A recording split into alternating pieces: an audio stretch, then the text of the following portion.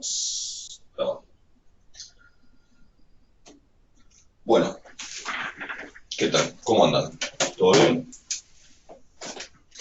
Eh, a ver, hoy tenemos clase que corresponde a la clase teórica. ¿Está? 13 y 14. Y la 13, bueno, había quedado medio desfasada porque corrimos la clase la semana pasada, pero 13 y 14 que son clases sobre la práctica 3. Sí, son las clases que corresponden a la práctica 3.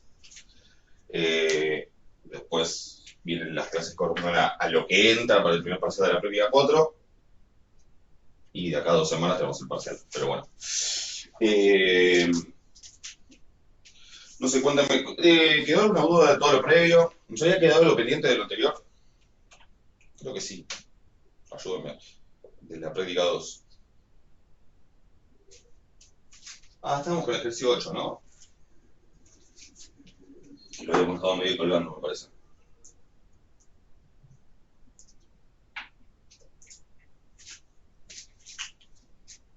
¿Puede ser? Creo que no había quedado pendiente nada de la práctica 2. Estamos por empezar la práctica 3. Está bien, díganme si tienen alguna duda con algo, si lo estuvieron haciendo. ¿Cómo vienen con las clases? ¿Vienen al día? ¿Ahí las guías? Con sinceridad, digo, no es para, es simplemente para estar yo al tanto. Yo por mi parte las vengo al día, pero por ejemplo la práctica 3 todavía no la toqué. O sea, si se pueden ir haciendo ejercicios de la práctica 3 mejor para ir adelantando. Bien. Yo ya empecé con la práctica 3, pero me pasó que a diferencia de otras prácticas, sentí como que necesité mucho más como volver, no sé, al apunte por ahí o así, y todavía la tengo incompleta, como que tengo algunos vacíos por ahí. Está bien. Sí, no es raro, es una práctica como medio con la práctica un poco atrasada, con la ejercicio del día, ok. Sí, es una práctica medio mezcla en realidad. Es como que en esta práctica metí todos los temitas un poco, no es que no tiene nada que ver, pero como todos los temitas un poco sueltos que después son la base de todo lo que viene en el resto de la materia de la parte de estadística. ¿Sí? Vemos el teorema central del límite, vemos lo de que es una distribución asintótica, 13 y a partir del 15 lo pude hacer, ok, ahora charlamos, y toda esta parte de la distribución chi cuadrada, la de Steven, etcétera, que después, ahora, medio que por ahí acá parece como que no tienen mucho sentido esos ejercicios, pero si los tenemos más o menos claros y hechos acá ahora, después hace que cuando veamos intervalos, cuando veamos test, sea todo bastante más simple. O sea que la idea es como sacarnos trabajo de encima ahora para después podernos enfocar en los detalles importantes. Hagamos un resumen de qué cosas vimos en esta práctica. ¿Sí? Así también primero pueden contar si hay alguna duda a nivel teórico y después pasamos por el tema de ejercicios. En la práctica 3, digamos, los temas que hay son el concepto de distribución asintótica o convergencia en distribución, o sea, algo que seguramente oyeron nombrar en estadística 1, pero acá lo formalizamos, lo explicamos más formalmente qué significa que alguna sucesión de variables tenga una conversión para distribución asintótica. Después hablamos de un caso particular, recontra conocido, de un teorema sobre la distribución asintótica de una sucesión de medias muestrales o de una sucesión de sumas, que es el teorema central del límite. Después estuvimos hablando, o sea, dentro del teorema central del límite también lo formalizamos, vimos la demostración, vimos bajo qué hipótesis vale. No es que sin esas hipótesis no vale nunca, ¿sí? Hay otras instancias más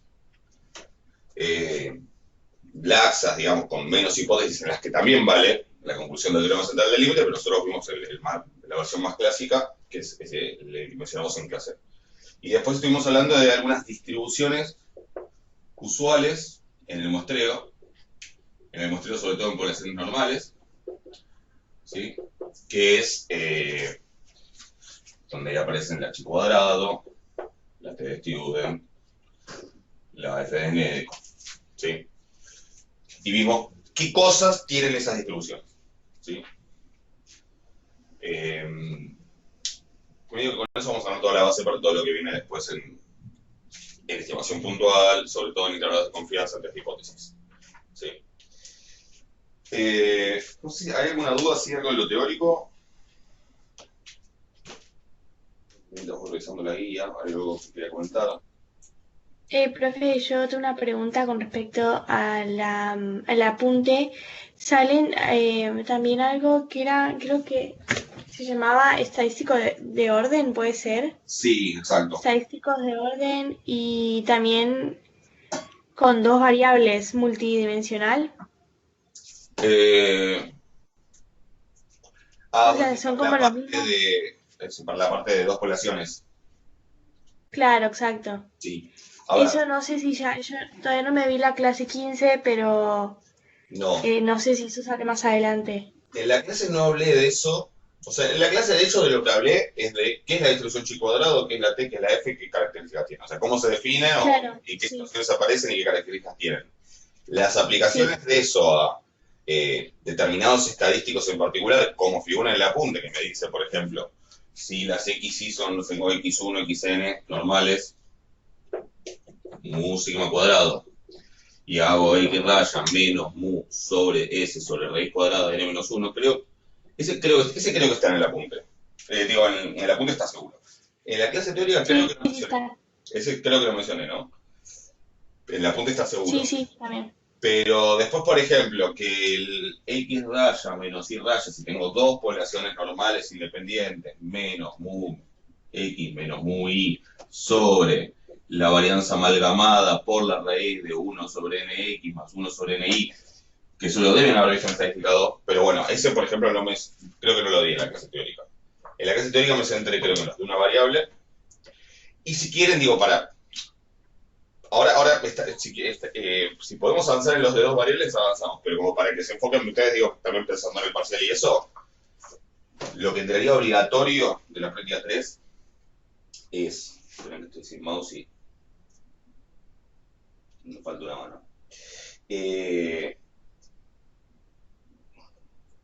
Hasta el Sí, ejercicio, lo que está visto en clase, digamos. claro, hasta el ejercicio 14 son ejercicios que tienen que ver con distribuciones de estadísticos que tienen que ver con una sola muestra. ¿Sí? El 15, 16 y 17 tienen que ver con este estadístico y después con el cociente de varianza, que es el de la f de Nedecorp, que si lo llegamos a ver ahora y ya tenerlos como charlados, mejor, pero que no, digamos, no entra para el examen. ¿Sí? Después nos va a ser útil a la hora de hacer intervalos y test de hipótesis para las poblaciones. Pero, digo, hasta el 14 sería lo obligatorio. ¿Sí? Y después, todo lo que viene a partir del 19, no, a ver, sí, a partir del 10, o sea, 15, 16, 17, 18 son de dos poblaciones, todo lo que viene a partir del 19 tiene que ver con esos estadísticos de orden. ¿Sí? Eh, que no es que les digo que no los hagan ni no me pregunten, pero no son obligatorios. Digamos, no es un tema, de hecho, que hayamos dado tampoco en la teórica, ¿sí? No son obligatorios, pero tienen que ver con, como, por ejemplo, cómo sé, si tengo la distribución de la muestra, cómo sé cuál es la distribución del máximo de esos valores, ¿sí? ¿Por qué le digo la distribución del máximo? Yo tomo la muestra aleatoria. La muestra aleatoria hace que las x y tomen valores al azar, que no sé cuáles van a ser. Por lo tanto, el más grande de esos valores tampoco se conoce. Y por lo tanto es una variedad aleatoria y tiene una distribución. Toda esa parte de estadísticos de orden, o el mínimo, lo mismo, ¿sí? Toda esa parte de estadísticos de orden tiene que ver con eso, con la distribución del máximo, la distribución del mínimo. Es un tema interesante. Si lo ven en el apunte y quieren preguntar, pregunten. No lo voy a evaluar porque de hecho tampoco lo di en la clase teórica. No, los estadísticos de orden no le di ninguna clase teórica. ¿Sí? Está en el apunte. Eh, Creo que se puede entender si les interesa el tema, pero digo, pueden consultarme. A mí su tema me parece interesante, pero no lo voy a evaluar. ¿Ok? O sea que obligatorio de la práctica 3, digamos, sería hasta el 14. Si seguimos un poco más mejor, y lo de los estadísticos de orden pueden verlo, pueden consultarme, pueden verlo en el apunte, consultarme, pero eso no lo voy a evaluar. ¿Sí? Y no aparece ninguna teórica. ¿Ok? Ok, profe. Gracias. Nada.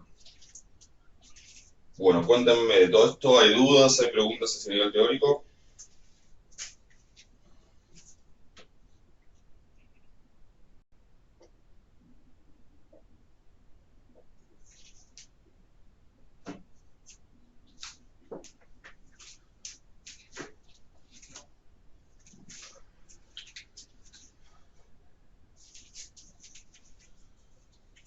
Si no, vamos por Yo ejercicios. creo en lo personal que las clases están bien explicadas, como que no, ¿No te queda mucha o sea, duda? están muy, claro, no, están muy detalladas.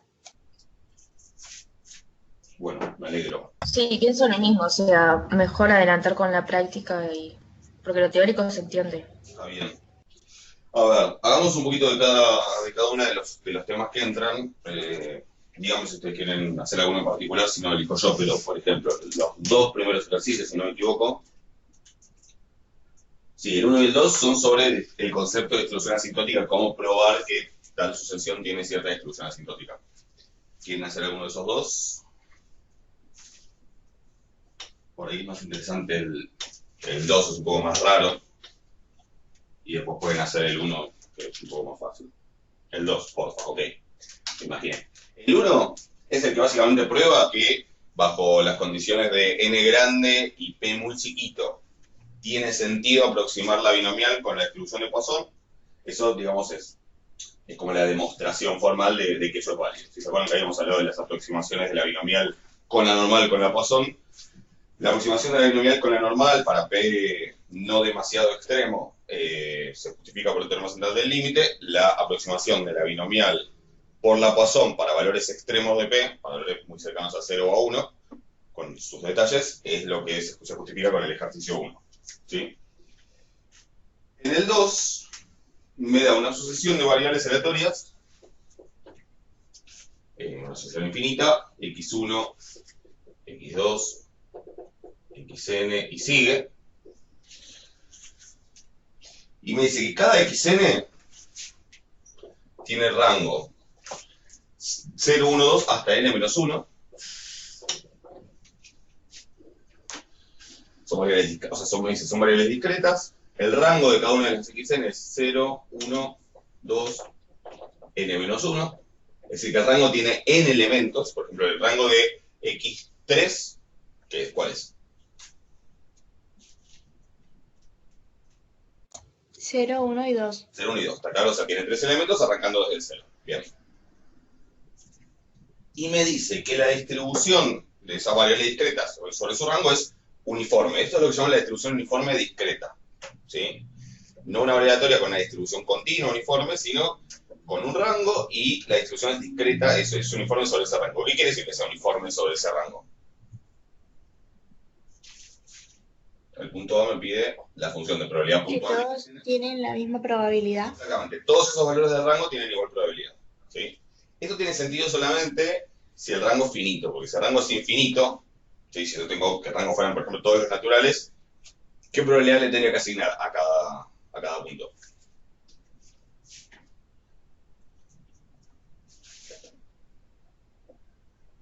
Como que Cero. como que 0, ¿no? Como que 1 sobre infinito. Pero al ser discreta, si le asigno 0 a cada uno y sumo todas las probabilidades, no me suma 1, me suma 0. O sea que no tiene sentido el concepto de distribución uniforme discreta si el rango es infinito. Tiene que ser un rango finito. Lo primero que me pide, de hecho, el punto A es la función de probabilidad puntual de cada una de las xn, por ejemplo. La función de probabilidad puntual de las de x2, ¿no? Dijimos que el rango de x2 era 0, 1, 2. ¿Cuáles van a ser las probabilidades de cada uno de esos valores?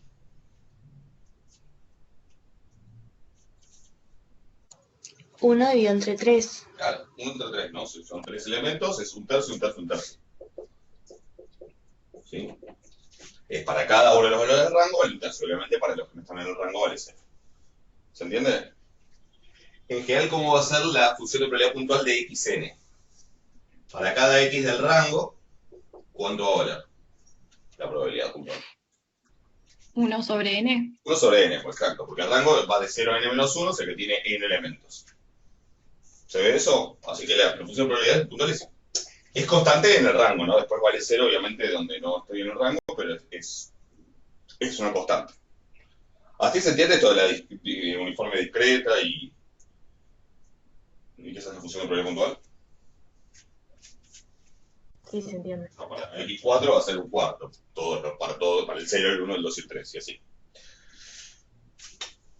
Después lo otro que me pide del enunciado es el punto A. Veo que me está llevando a demostrar que cierta variable, que básicamente es, si no me equivoco es, n, o sea, a la larga vamos a terminar hablando de estas variables. n igual xn sobre n. ¿Sí? Me está como llevando de a poco a ver cuál es la distribución asintótica de IN. No de las X, sino que no tienen distribución asintótica de hecho, sino de las IN. Que ahora ya hablamos un cachito de la intuición. Pero para eso es que me pide primero la función de probabilidad puntual, después la función general de momentos, y así vamos haciendo ciertas cosas. De todas maneras, antes de avanzar con el ejercicio, pensemos un poquito cómo son estas IN. Nosotros dijimos que X3 tenía rango 0, 1, 2, ¿no? Y sub 3, ¿qué rango va a tener?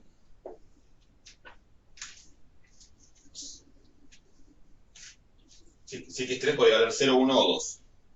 ¿Y sub 3 cómo va a ser?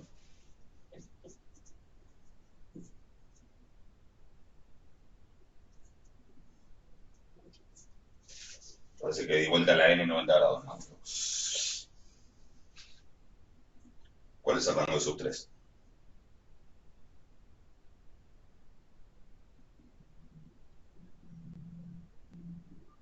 De la transformación, ¿no?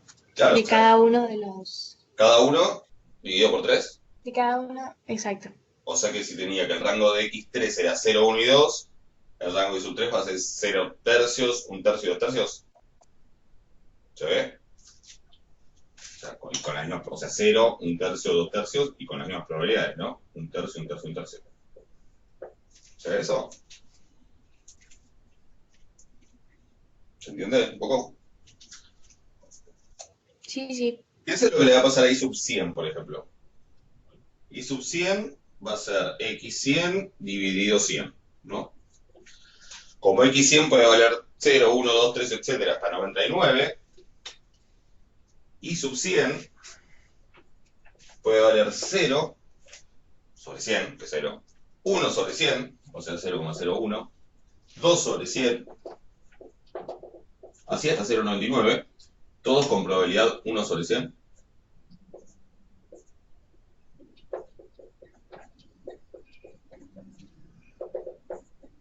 ¿Hasta ahí lo ven? Pensemos en la función de distribución de eso, que en el fondo es la definición de convergencia en distribución se basa en a qué converge la sucesión de funciones de distribución de estas variables, ¿sí? Después en este ejercicio no vamos a usar eso, vamos a usar el teorema de continuidad de Paul Levy, que es como la herramienta que me hace más fácil la vida en estas cosas, pero si yo tengo que pensar en esto, pensemos que el rango es todos los valores de 0 hasta 0, 0, 0,01, 0,02, así hasta 0,99, ¿sí? Y el rango, recuerden que para la función de distribución de una variable discreta es el punto donde tiene que la función, tiene discontinuidades, ¿no? Donde pegan los saltos. Lo voy a hacer primero para n más chico. O sea, para n igual a 3, la función de distribución de sub 3 va a pegar saltos en 0, en 1 tercio y en 2 tercios. O sea que va a venir siendo 0 hasta acá, y en 0 va a pegar un salto. ¿Un salto de cuánto?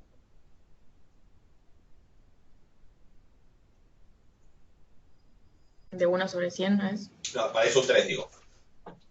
Esos 3. De 1 tercio. Exacto, o sea que esto va a ser 1 tercio. Después en 1 tercio va a pegar otro salto de 1 tercio y va a ir hasta 2 tercios, ¿sí? Y en 2 tercios va a pegar otro salto de 1 tercio y va a ir hasta 1. El 1, listo, y va a hacer eso. ¿Ok? Esa va a ser la función de distribución de I sub 3. ¿Cómo va a ser la de I sub 100? Similar, solo que en vez de tener 3 saltos, va a tener 100 saltos. Los saltos van a ser mucho más chicos, porque van a ser saltos de 0,01. O sea, la altura de los escalones va a ser muchísimo menor. ¿Lo ven? Y el largo de los escalones también va a ser muchísimo menor, porque también va a ser de 0,01. ¿Se ve eso? Para I sub 3, la función de distribución es una escalera que arranca en 0, 0 y termina en 1, 1. Bueno, no, en 2 tercios 1 en realidad, ¿sí? Y que en 1 ya está en 1 desde hace un ratito, pero con escalones muy altos y largos. Para I sub 100, la función de distribución, como es una discreta, también va a ser una escalera, pero va a ser una escalera con un montón de escalones muy bajos y muy cortitos. ¿Lo ven? Hasta que llega a 0,99 y ahí recién va a valer 1. ¿Se entiende la idea?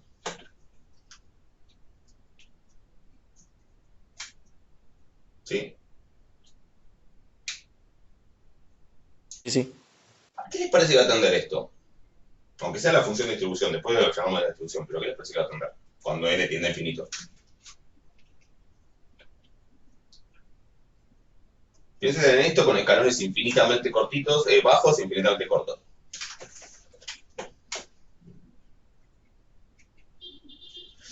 Sí, bien, un uniforme. O sea, gráficamente, ¿qué va a ser la función de distribución en el límite?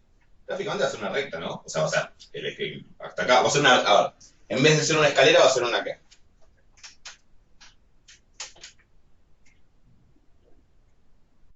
Una rampa. Una rampa. Es algo que me gustaba a mí cuando era chico del Unicenter, imagínense, crecí en los 90. Que había, además de escaleras mecánicas, había rampas mecánicas, por lo menos por entrada del jumbo. En vez de una escalera en el límite, se va a convertir en una rampa. ¿Sí? Y esa rampa que arranca en 0, 0 y termina en el 1, 1, y después se queda quieta, es la función de distribución del uniforme 0, 1. ¿Sí? O sea que todo indicaría que la distribución está en el límite, la de las I sub n, en el límite va a ser la de un uniforme 0, 1. ¿Sí? Tiene algún sentido. O sea, por un lado es raro esto de que una sucesión de continuas, de discretas tienda a una continua, pero en realidad es lo que también le pasa a la binomial para n grande, cuando la estandarizo y cosas por el estilo. Y es que termina la normal. Entonces, tiene sentido, ¿sí? ¿Por qué? Porque el rango de las xn no, pero el rango de las I sub n siempre está amontonado en el intervalo 0, 1, pero cada vez con más elementos y más pegados entre sí.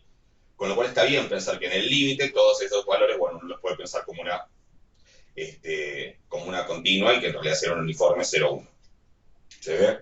De todas maneras, yendo a la definición, eso parece más claro porque si uno piensa en los gráficos cómo se van pareciendo cada vez más a una rampa, ¿sí? También indicaría que es un uniforme 0, 1. ¿Se ve la intuición de que probablemente que debería ser un uniforme 0, 1 el límite? ¿Sí? ¿Se entiende más o menos la idea?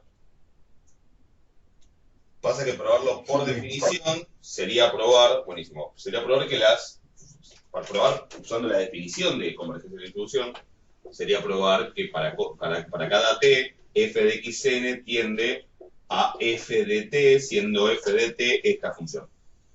¿Sí?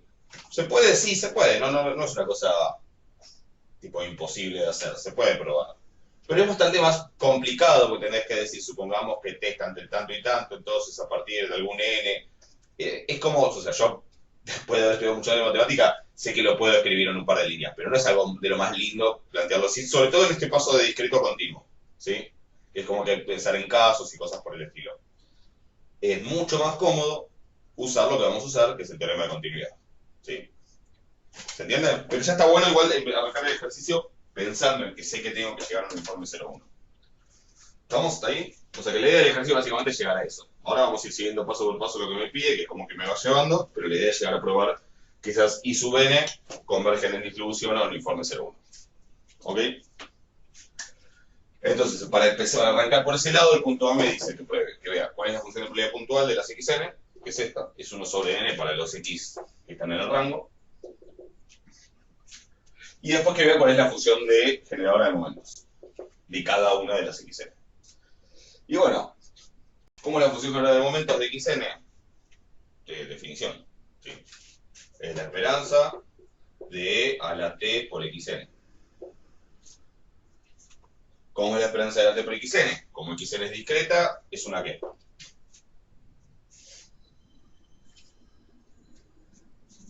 Sumatoria. Es una sumatoria, perfecto, ¿sí? Sumatoria de E a la t por x o E a la t por la letra que quieran por la función de probabilidad de xn en x, con la letra que quieran, y el x toma todos los valores del rango de xn. Eso esto es no es la definición, pero es esa propiedad de la esperanza de g de x que tantas veces mencionamos, es esto. ¿Sí? Entonces, ¿ahora qué digo? Decir x perteneciente al rango de xn es lo mismo que decir x de cuánto a cuánto.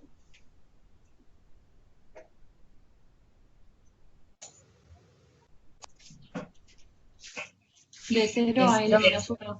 Exacto, 0 a n-1, que son los valores del rango de xn. ¿Sí? Para cada n. E a la t por x y c a la t por x. Y probabilidad de xn en cada x, ¿cuánto es?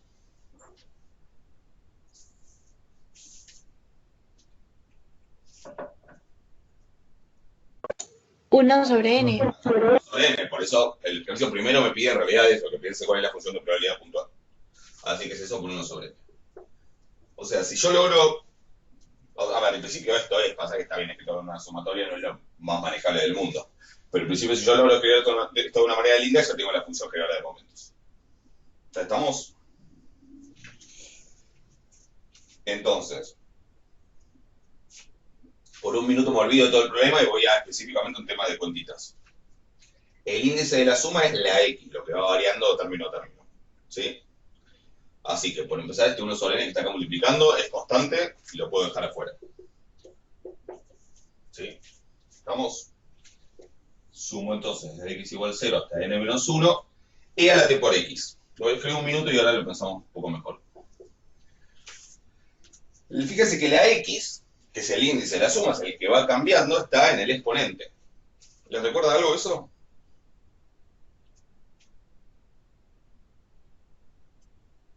O si no estuviera la t, ¿les recuerda algo de eso?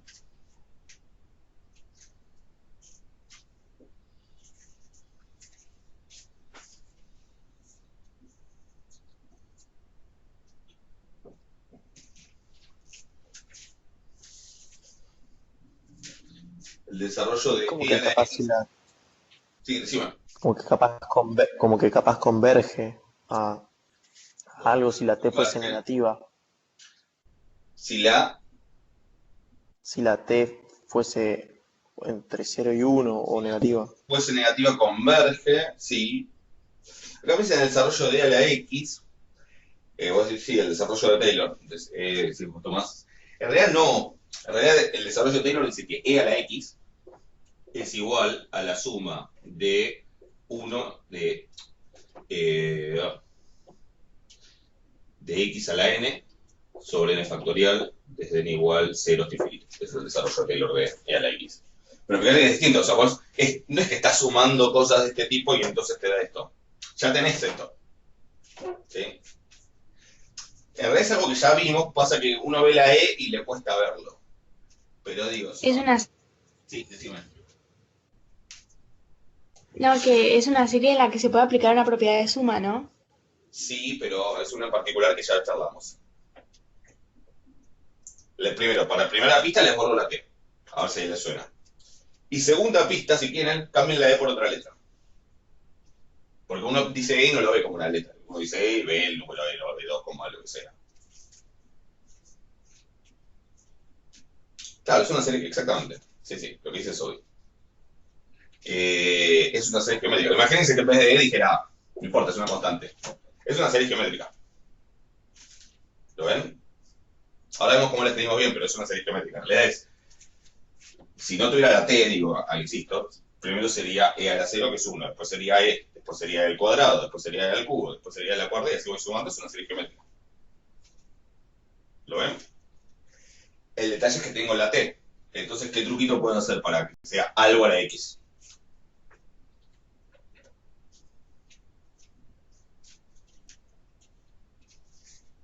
Poner un paréntesis entre la E y la T. Exactamente. Es una potencia de potencia, ¿no? Lo pienso como así, como que es E a la T a la X, y ese E a la T jugaría el papel de la en la fórmula. ¿Se entiende? Detalle, yo el otro día estuve hablando de la serie infinita y convergía cuando era en módulo menor a 1. Para cualquiera, tal para igual a 1, bueno, hay una fórmula que me vale, dice cuánto es la suma cuando llevo hasta un lugar fijo. ¿sí? La suma de una serie geométrica a la x, desde x igual 0 hasta un cierto n, voy a ponerle un n grande para no confundir, pero es lo mismo, hasta un cierto n, se puede probar que es a la n más 1 menos 1 sobre a menos 1. Y después de acá uno deduce que si el módulo de a es menor a 1, como esto tiende a 0, esto termina convergiendo a 1 sobre a menos 1. ¿Sí? Pero esto no es una suma infinita, es una suma con una cantidad finita de términos, se puede probar que la fórmula general que vale es esta. ¿Ok? Entonces, en esta fórmula yo tengo que el e a la t estaría jugando el papel de la a. ¿Y cuál es la única diferencia? ¿Cuánto es el n grande que puse acá en esta fórmula? N menos 1. N menos 1. O sea, que acaba de decir a la n menos 1 más 1, y por lo tanto va a decir a la n simplemente, ¿no? ¿Se entiende? Siendo la a e a la t. ¿Está claro? Estas son las fórmulas que más se usan de sumas y si las medio, bueno, están en de hecho están en el resumen de hoja de fórmulas y tienen que saberlas porque se las van a cruzar bastante. Después, quienes siguen la carrera de actuario, cuando hagan cálculo numérico, esto va a ser una pavada. ¿Sí? Van a ver sumas mucho más complicadas y métodos generales para ver cómo las manejan. Pero bueno, o sea, no sé, alguien está haciendo numérico, creo que ya pregunté esto, pero unas 15 veces probablemente. Pero... ¿Alguien está haciendo numérico ahora? Sí, yo estoy haciendo análisis numérico. ¿Y ya llegaron a la sumación? No, pero ahora ya Segundo. en poquito lo vemos. Sí. Bueno, ahí vas a ver que es como que es el momento en que uno dice, bueno, ojalá me tomen esto porque es una pavada. En ese contexto es una pavada. Ahora obviamente es todo nuevo, pero en ese contexto sería una pavada este ejercicio. Entonces, 1 sobre n es 1 sobre n. Y toda la suma es esto, pero en vez de a tengo que poner e a la t. Y en vez de n más 1 va a quedar la n chiquita porque es n menos 1 más 1. ¿Sí?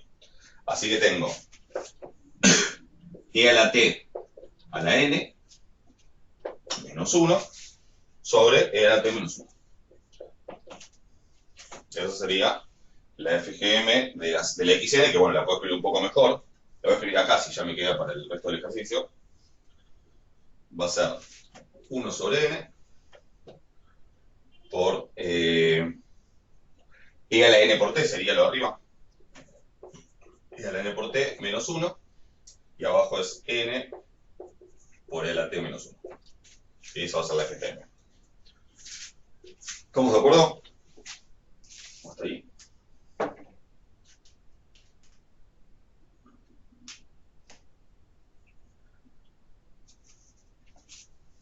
¿Alguna duda? ¿Puedo agarrar a partir de acá? Así tengo espacio para lo que sigue.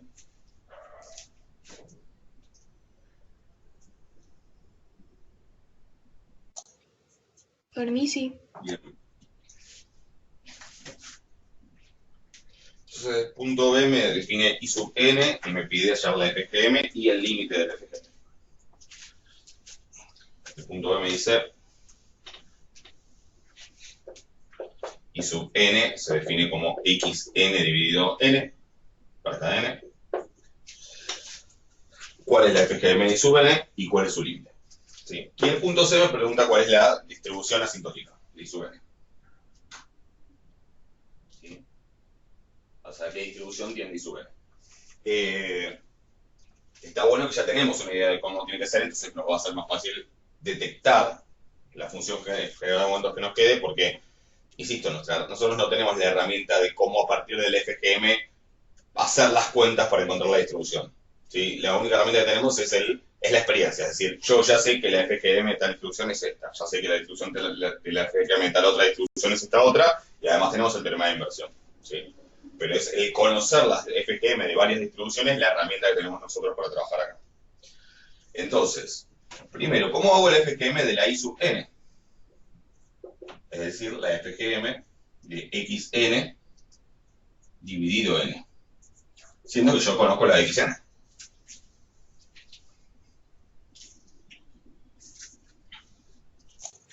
Por propiedad no puedo pasar el 1 sobre n multiplicando a la t. Exacto. Sí, por la propiedad es como que al xn la estoy multiplicando por 1 sobre n, vimos que eso simplemente el 1 sobre n se metía adentro de la función, ¿no? Como se componía. O sea que esto va a ser la FGM del xn, que ya la tenemos, evaluado en t sobre n, 1 sobre n por t.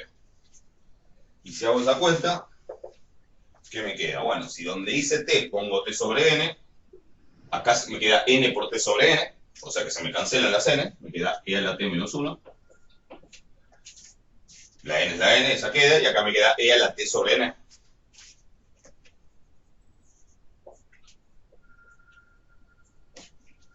Y esa sería la FGM de I sub n. ¿Estamos de acuerdo?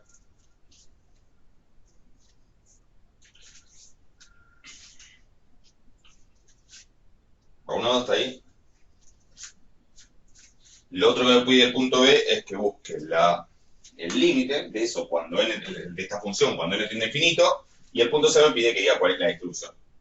Como ya tenemos la respuesta, vamos a repasar un poquito algo, que es cómo era el FGM del uniforme, ¿sí? Si yo tengo una variable con distribución uniforme AB, la FGM de esa variable, hicimos la cuenta de, digamos, principio de la práctica 1, ¿sí? En el ejercicio 1 de la práctica 1 está que la FGM es E a la B por T menos E a la A por T sobre T. ¿Por qué era? Sobre, sí, T por B menos A. ¿Sí? Que vale obviamente cuando T es como. Distinto de 0. Distinto de 0. Y entonces cuando T es igual a 0 no existe la FGM.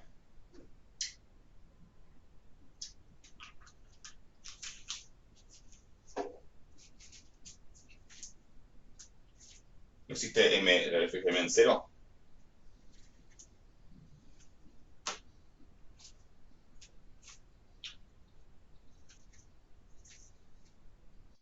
¿Está indeterminado, puede ser?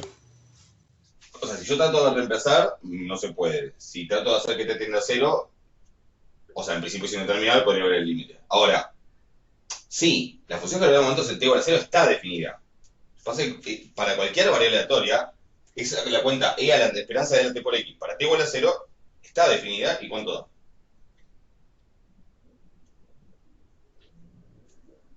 1. 1, ¿sí? O sea, exactamente lo que también ahí dice eso. Se sobreentiende que da 1, ¿sí? Entonces, en realidad, técnicamente, el FGM es esto, cuando t es distinto de 0, 1 para t igual a 0, ¿sí? Pasa que incluso si no lo escribo, incluso si el enunciado no lo dice, tengo que sobreentender que para t igual a 0 está definido y que vale 1.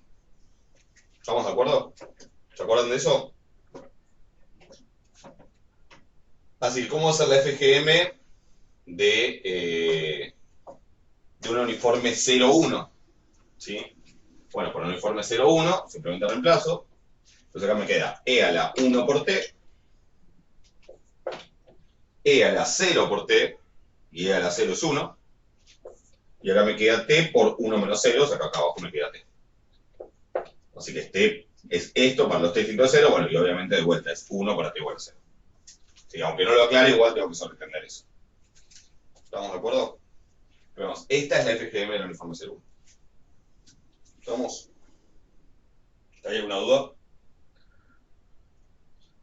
Bueno, el punto B me pide además que haga el límite de esto cuando tiene infinito, y se supone, porque si el punto C me pide que diga cuál es la distribución asintótica y sub n, si estábamos en lo correcto de que la distribución asintótica es el uniforme 0,1, se supone que el límite me tiene que dar esto. Sí, porque el teorema de continuidad me dice que si el límite de la FGM de las FGM de las I sub n da la FGM de un uniforme 0,1, es porque la distribución asintótica de las I sub n es un uniforme 0,1. ¿Entiendes? Como la versión en el límite del teorema de continuidad. Si en el límite te aparece la distribución de tal distribución, es porque la distribución asintótica es tal distribución. ¿Se entiende?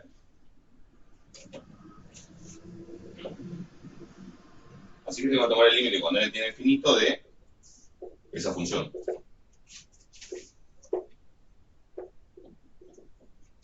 ¿Sí? Fíjense que en realidad esta cuenta también es válida para t distinto de 0. Porque si t es igual a 0, me queda e a la 0 sobre n, o sea, e a la 0 es 1, 1 menos 1 es 0, o sea que me queda dividiendo un 0. O sea que en realidad acá también es, esto vale para t distinto de 0, Bueno, y si t es 0, ¿cuánto vale? 1. Sí, así que bueno, no importa. Cuando si t es igual a 0 vale 1, en el límite va a dar 1, o sea que esta parte está bien, esta parte funciona siempre. Lo importante es ver que para los t distintos de 0 me da esto como límite. ¿Se entiende? Entonces vamos a asumir t distinto de 0, para t igual a 0, obvio que funciona. Y tengo que hacer este límite.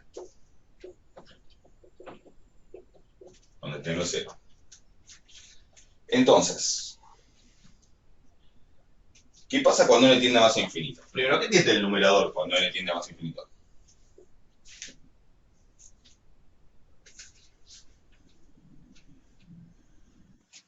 Queda así. Queda así, porque no depende de n, ¿no? Es constante. Perfecto. A una constante. La constante es r t menos 1. Y de hecho, fíjense que es lo que tengo acá arriba. O sea que ya más o menos va coincidiendo la cosa. Lo que me falta ver es el denominador. Porque cuando n tiende a infinito, que es un número cualquiera, t sobre n a qué tiende.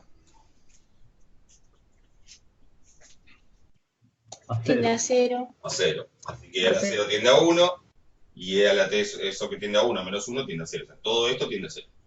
¿Sí? ¿Y esta n a qué tiende? Lo veis acá, a más infinito. A infinito. No se ve nada este. Azul. Más infinito. Esto tiende a infinito, esto tiende a 0. ¿Qué tengo entonces ahí?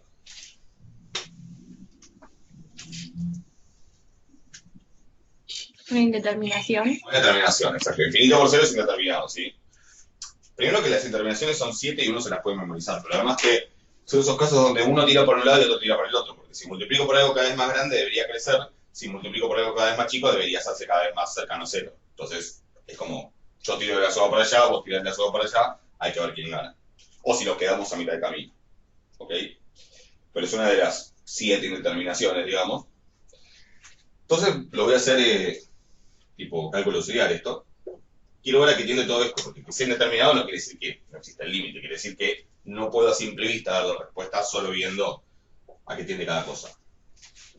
Entonces hagámoslo acá, el límite cuando n tiende a infinito de n por e a la t sobre n menos 1, que es indeterminado, infinito por 0. ¿Sí? 0 por infinito es indeterminado. ¿Cómo se pueden resolver en general esas indeterminaciones? Bueno, hay varias maneras. Pero normalmente, lo más práctico suele ser convertirlas en determinaciones de la forma 0 sobre 0 o infinito sobre infinito, dando vuelta a alguna cosa. Si yo pongo la n esta, en vez de estar ahí, la pongo dividiendo, si pongo e a la t sobre n menos 1, y en vez de poner que está por n, le pongo que está dividido 1 sobre n, ahora ¿qué tengo? Arriba tengo lo mismo de antes, que tiende a 0. Y abajo, ¿a qué tiende? También 0. También a 0. ¿Estamos de acuerdo? Si tengo un 0 sobre 0, uno podría pensar en el hospital. Acá hay un detallecito técnico que los molesto un rato con esto, pero no pasa nada, pero como para que lo tengan presente. Acá yo no tengo una función derivable respecto de n. Tengo en realidad una sucesión. ¿Sí? Para cada n tengo, o sea, es una sucesión de esto, lo que tengo acá. Y en realidad lo que tengo es una sucesión donde tengo t sobre n acá, y acá me gustaría tener t sobre n. Y ahora les digo por qué. Si yo acá tuviera t sobre n, que de hecho podría meter una t ahí, ¿no? Lo que pasa es que si pongo una t ahí, ¿qué tengo que hacer?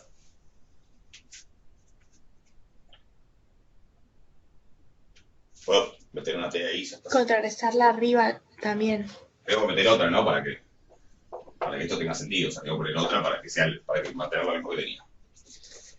Si yo voy a ver esto, tengo e a la t sobre n menos 1 sobre t sobre n, y ese t sobre n es algo que tiende a ¿cuánto?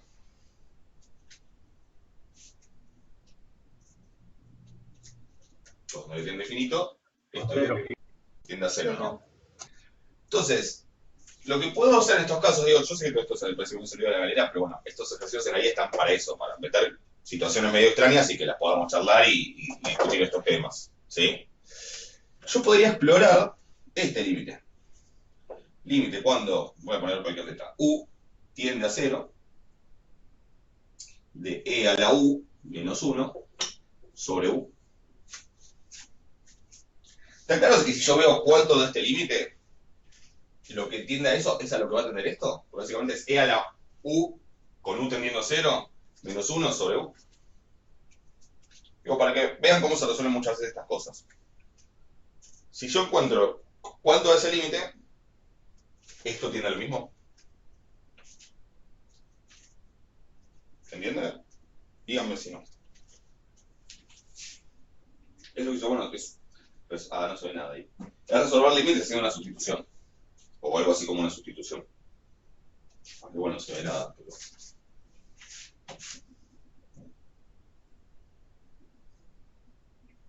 ¿Lo ven eso? Tengo un algo que tiende a 0. Acá abajo tengo el mismo algo, pero por eso tenía que meter la t para que sea el mismo algo. Entonces, si veo este límite, eso tiende a lo mismo. Sí, como que el resultado que me da, al ya al tender al límite, me va a tender a este otro límite. O sea, es como... Algo que Sí, se sí. va a 0, acá y acá. O sea, e a la s algo menos 1 sobre el mismo algo. Bueno, es escrito con otra letra. Pueden poner x si quieren, lo que sea, también. ¿Se entiende? Eso es un truco bastante común para resolver estos límites.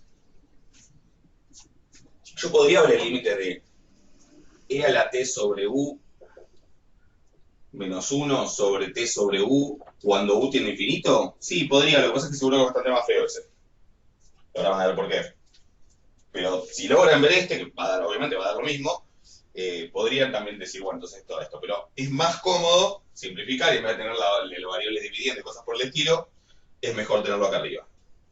También para eso tengo que hacer el cambio y decir que esa 1 en vez no tiene infinito como la n, sino que como la u es t sobre n, tiende a 0. ¿Se ve? ¿Y por qué lo quiero hacer así? Porque ¿cómo voy a calcular esto? Porque ahora, este límite obviamente sigue siendo un 0 sobre 0, ¿no? ¿Cómo lo resolverían este límite? En realidad es un límite conocido, ¿sí? O sea, yo lo veo y ya sé qué da porque, bueno, lo vi muchas veces, pero si no se lo sabe.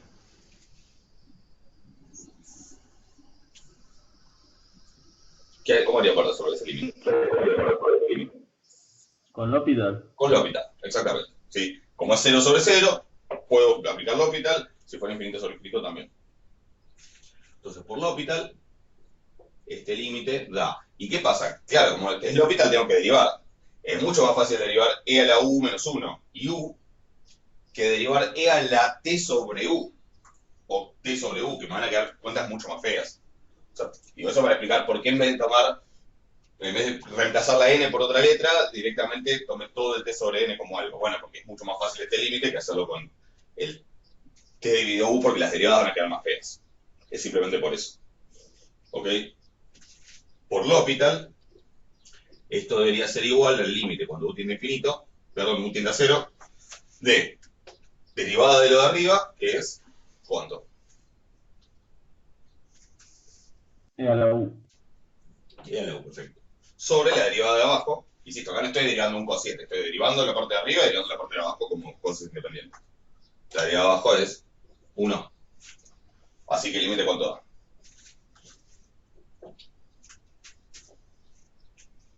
1. 1, exactamente. ¿Sí? O sea que todo este límite de esta cosa es 1. Por lo tanto, el límite cuando tiene infinito de todo esto, que es esto, es t por 1. ¿Estamos de acuerdo? Yo sé que muchos me van a decir, pero no se me habría ocurrido jamás. No importa, estamos para eso, como para también en el medio aprender truquitos y cómo hacer ciertas cuentas medio molestas. ¿Se entendió más o menos? Perdón, yo no entendí por qué quedó la T al final. A mí me pasa lo mismo. Ok, porque teníamos inicialmente esto. Dijimos, esta n la voy a poner para que en vez de tener un infinito por 0, quiero tener un 0 sobre 0 o un infinito sobre infinito, que son los casos donde vale L'Hopital, básicamente. Entonces la n la pongo abajo dividiendo, 1 sobre n. ¿Qué pasa? Si yo quiero hacer el truquito este de decir, bueno, esto lo llamo u, yo acá no tengo el u. Si es u sobre n, acá no tengo u, tengo otra cosa. No sé, de hecho veo que no se ve nada ahí, pero espero que voy a poner un poco de... A ver si ahí se ve un poco más, sí. Bueno. Yo yo acá tengo E a la U, si yo le quiero llamar U al T sobre N, acá, y esto no es U. En todo caso es T por U, o no, es U sobre T. ¿Ok? Entonces, hice aparecer una T acá para tener lo mismo que tenía acá arriba. ¿Se entiende? Entonces, T sobre N. Y acá, esto es T sobre N y esto es 1 sobre N. Entonces, le hago aparecer una T acá para tener lo mismo que acá. Si a esto le llamo U, a esto también puedo llamarle U. Y pasar este límite que sale. ¿Se entiende? ¿Y si pones la T ahí no te cambia el límite? Claro, No por es eso. otro, Si yo otro pongo plan, la digamos. T ahí, es otra cosa. Para compensar, le pongo otra T. Ah, está bien, esa parte me la perdí esta vez. Y tengo lo mismo que tenía antes. ¿Sí? Entonces yo me quedé con esta parte, que vi que era como este de acá abajo, entonces tiene a 1 y la T queda. ¿Se entiende? Sí, perfecto. ¿Sí? Vamos. Por eso el límite de T. Porque esta parte da 1 y bueno, tengo esa T dando vueltas. Esa es la manera en la que lo escribo yo. Igual a lo mejor escribiéndolo de otra manera se llega también a lo mismo. ¿Sí? Entonces recapitulemos. Este asterisco venía acá. Teníamos, cuando n tiende a más infinito, e a la t menos 1 tiende a e a la t menos 1. Y n por e a la t sobre n menos 1 tiende a ¿cuándo?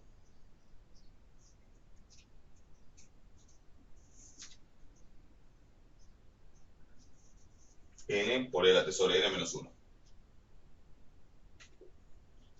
¿A qué tiende? A T. A t. Entonces todo este límite da e a la t menos 1 sobre t. Para los tecitos de 0, para t igual a 0, obviamente da 1. ¿Sí? Pero entonces veo que la FGM de la I sub n converge a la FGM de un uniforme 0,1. Exacto, a t. Por lo tanto, si la FGM de las I sub n converge para cada t a la FGM de un uniforme 0,1, es porque I sub n converge en distribución a qué?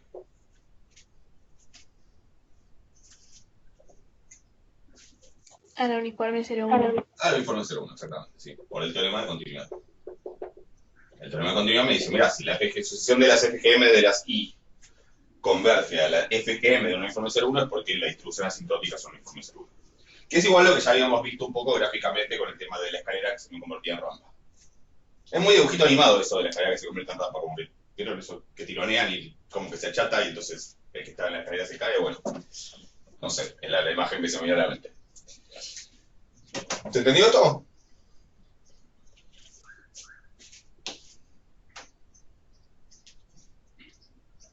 Sí, bueno, una duda hasta acá. Prueben a hacer después el 1, si no sale la próxima pregunta.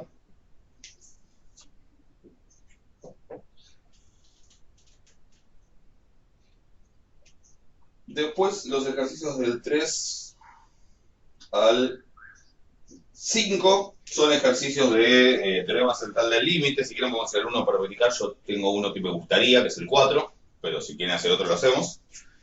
Y 6, 7 y 6 y 7 son para el 4. Bueno, ahora lo vemos. A ver, yo les dije que quería el 4 también, ¿no? Bien, yo también quiero hacer el 4, listo. Sí, hagamos el 4. Profe, si nos queda tiempo, ¿podemos hacer el 5A? Sí, ahora lo vemos. Después el 7 y el 8, que se ven medio raros. No, el 6 y el 7 se ven medio raros. En realidad son para probar que cuando uno tiene una suma, ¿sí? O un promedio de cosas, pero no se cumple alguna de las hipótesis del teorema central del límite, tranquilamente puede ser que el límite no sea una normal. ¿Sí? Es para básicamente sentar la idea de que las hipótesis del teorema son importantes. ¿Sí? Si tenemos tiempo los vemos hoy, si no veremos alguno la próxima. Y a partir del 8 ya son cálculos que tienen que ver con la y cuadrado, la f, la t de Stewart, etc. ¿Sí? Particularmente, los más importantes son del 7 al... del 8 al 14. ¿Sí? A partir de 15 aparecen dos poblaciones. Si llegamos a ver algo, lo vemos, si no, quedará para más adelante. Pero ahora, charlamos un poquito del 4. ¿Sí? En el 4 me hablan de que las ventas diarias de una empresa se distribuyen uniformemente entre 700 y 800 pesos, siendo independientes un día del otro. ¿Sí? Y se registran las ventas de todo un año. Lo vamos a tomar como que eso sería como la muestra, las ventas de todo el año. Entonces yo tengo el 6, bueno, lo vemos. Entonces yo tengo el... De todas maneras, si nos quedamos cortos de tiempo, por ahí podemos agregar una clase por mañana, o el lunes, por ahí.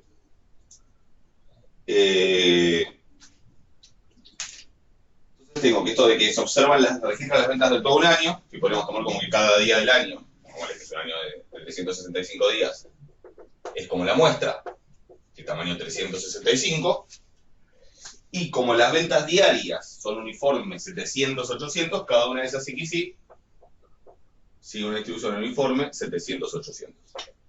¿Estamos? Y además son independientes, son variables aleatorias independientes idénticamente distribuidas.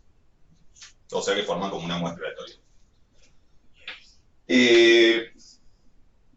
Y el punto me dice, ¿cuál es la probabilidad de que el promedio de dichas ventas diarias no exceda de los 755? Entonces, me están preguntando la probabilidad de qué.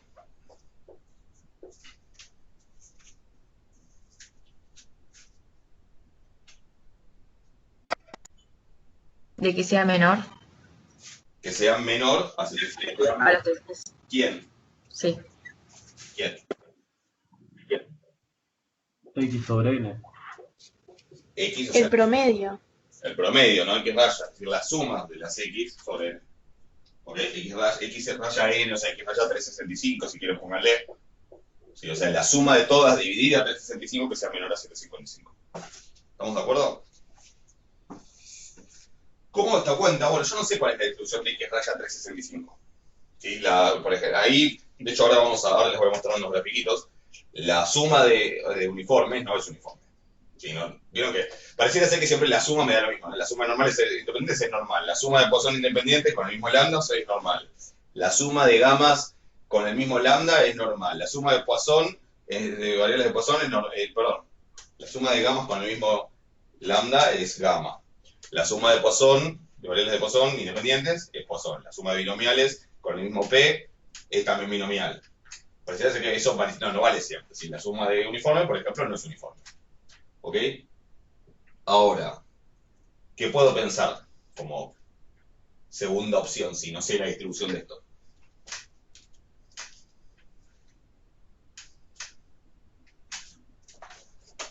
Yo sé que la distribución de X raya 3. Estandarizarlo, ¿no? Claro, estandarizarlo porque yo sé que la distribución de X raya 365, si bien no es normal, porque de hecho no lo es, seguramente se parezca bastante, porque tiene un promedio de 365 cosas. Y repasemos las hipótesis. Todas independientes, todas con la misma distribución.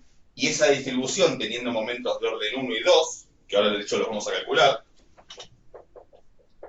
eso, por el teorema central del límite, debería, en el límite estandarizado, me da una distribución normal 0,1, con lo cual se supone que la distribución de esto es lo suficientemente parecido a la normal 0,1 como para poder hacer las cuentas con la normal, no, la normal 0,1 cuando estandarice.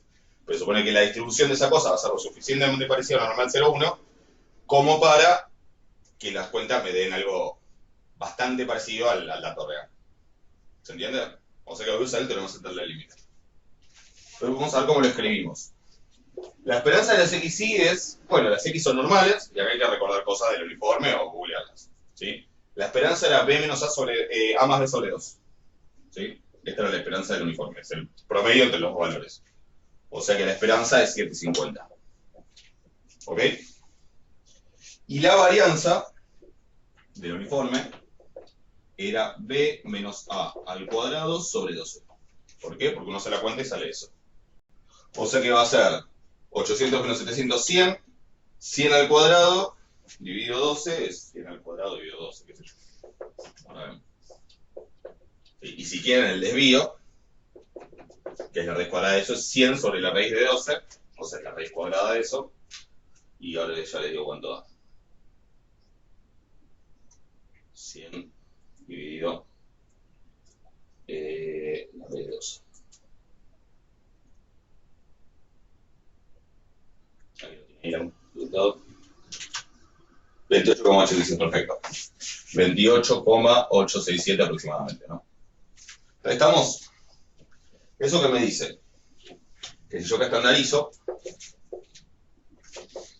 tengo la probabilidad de que X raya 365 menos su media, menos su esperanza, ¿sí? Ah, y acá es donde vamos a los detalles importantes. ¿Quién va acá? Acá va la esperanza de x raya 365, o sea, de la variable que tengo acá. Y acá va el desvío de x raya 365. Ojo, ¿sí? Entonces, ¿quién es la esperanza de x raya 365? Acá importa la teórica, digamos. La clase teórica. Va a ser la misma del promedio, va a ser la misma que la original, digamos. Exacto. O sea, vimos en clase la clase teórica, es una cuenta que después la vamos a hacer un montón de veces, pero que ya la tomamos como sabida. La esperanza del promedio es la misma esperanza que la de las variables. O sea que es 750. ¿Sí? Si fuera una suma, no es lo mismo. Si fuera una suma, es n por la esperanza de las x. ¿Ok? Y después, la varianza, no lo repasamos todos, pero la varianza del promedio es igual a ¿cuánto? ¿Es la misma varianza que la de las x? No, está dividida entre la cantidad de n. Bien, la varianza del promedio es la varianza de las x, pero dividida por n. ¿Sí? Y por eso el desvío del promedio, o sea, dio 375, ¿no? Y por eso el desvío del promedio es el desvío, que como es la raíz cuadrada de esto, es el desvío de las x, pero dividida por la raíz de n. ¿Sí? O sea que el desvío de las x, que es el que necesito poner acá, es este que tengo acá, dividido la raíz cuadrada de 365. O sea, es lo que, la cuenta que ya hice acá, 38,867, pero dividido la raíz cuadrada de 365.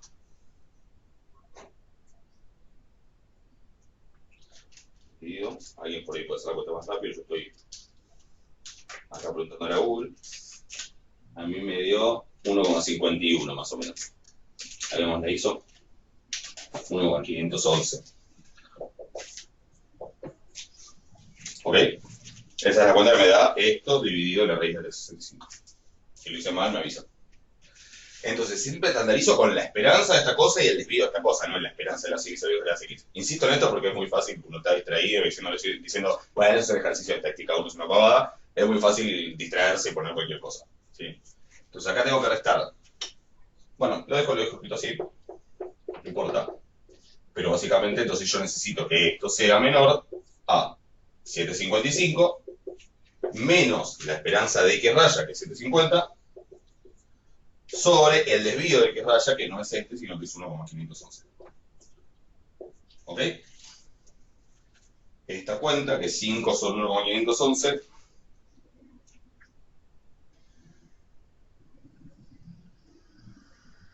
aproximadamente, es 3,309 más o menos. ¿Sí? O sea, todo esto da 3,309 aproximadamente. Sí se ven las cuentas. ¿Sí? O sea que, y según el teorema central del límite, esto es aproximadamente, ¿sí?, la probabilidad de que una normal estándar, llamémosle z, si z es una normal estándar, es aproximadamente la probabilidad de que una normal estándar sea menor a 3,309. ¿Es lo mismo? No, es una aproximación. O sea, el teorema central del límite me da un resultado del límite, pero bueno, yo nunca lo aplico en el límite, el teorema central del límite. Lo aplico para un n grande, pero no para n infinito. ¿Sí? Entonces, como lo aplico para un n grande, lo único que puedo decir es que me da una aproximación. O sea que básicamente el resultado es lo que vale la función de distribución de la normal estándar, así que yo que la llamo phi mayúscula. Bueno, y como es menor, es directamente lo que vale la función de distribución en el punto. Si fuera mayor sería uno menos, si fuera entre tanto y tanto se restan y todo lo de siempre. O sea que es lo que vale esto en 3,309. ¿Estamos de acuerdo? Sí, sí. Yo le pregunto a R cuánto da, pero... Vamos a cerrar. Profe, yo tengo las tablas que yo usé en estadística 1. Puedes usar tranquilamente. Ah, eso, le iba a preguntar, sí. Ningún drama. Yo estoy usando R ¿Y para el ahora. examen? ¿Cómo? ¿Para el examen también las vamos a usar? O sea, obvio que necesitamos las tablas, pero digo, ¿es mejor usar otra herramienta o con las tablas está bien? No, la verdad que me importa que sea lo que les resulte cómodo y que lo que les resulte cómodo lo puedan usar. mientras lo que les resulte cómodo no sea preguntarle a alguien más, ¿no? O sea, mientras sea hacerlo por ustedes mismos, pueden usar tablas, pueden usar la app Probability Distributions o cualquier otra que tengan, pueden usar R, pueden usar Excel, lo que se sientan cómodos.